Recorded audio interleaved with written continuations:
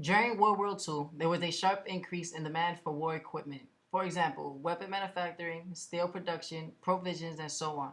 As the majority of the working class men were overseas, a void was cast in the niches they provided their working heiresses towards. Women, among other minorities, have always worked, though the dominant workforce of traditionalistic white men spurred them into traditional places of work. For women, either the home or as a pink collar profession. For minorities, typically labor intensive tasks. The working revolution allowed middle class women who were normally home to join the workforce in place of men. Many were initially against placing women in the workforce because there was a high rate of unemployment, and this made men forced to compete with women for jobs. To begin with, many middle class women were not keen on working and were encouraged by a man dominated society to not work. Eventually, the poor economy made working appealing to them as the only means to provide for their families. As time progressed, women became a more domineering force in the workplace. A quarter of the workforce at the beginning of the war was women, but by the end, one-third of workforce was women. Women typically worked the unskilled jobs such as factories and the service sector. Eventually, women started taking jobs in areas that were traditionally male-oriented. Men, more often than not, either vying for these same positions or clinging to traditional values, did not approve of this, and soon women wanted positions of power in the workforce and wanted to be treated with equality.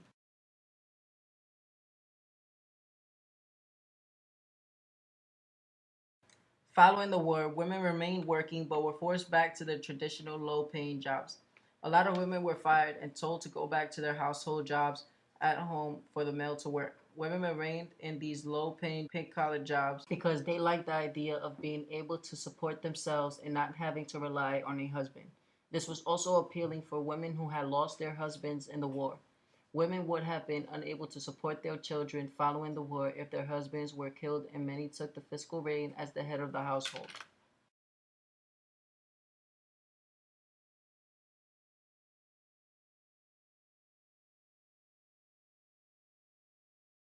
By the 1950s, the women labor force outside the household and among pink collar jobs had decreased greatly.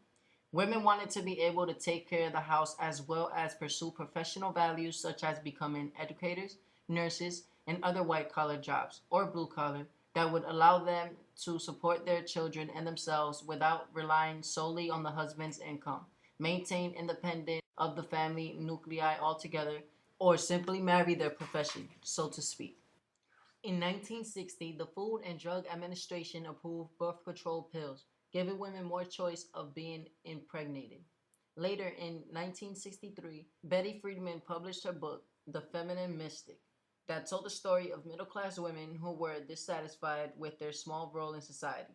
The book was the groundwork for the women's rights movement and spurred women to once again claim a place in society outside the household, and subsequently leads to the Equal Pay Act, making it illegal to pay a woman less than a man for the same amount of work. 3 years later, Friedman lobbies under NOW, the National Organization for Women, to end sexual discrimination in the workplace with success.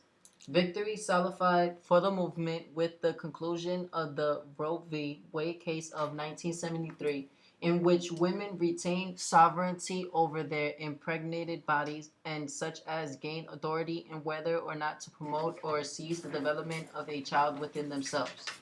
Ultimately, the women's rights movement succeeded. Through the use of protest, litigation, and heightened economic status during the Great Wars, women were able to obtain the right to vote, the right to equal pay for equal work, the right of choice as either the traditional caretaker, the breadwinner, or a mesh of both, and the right to do with their body what they wish in the event of pregnancy.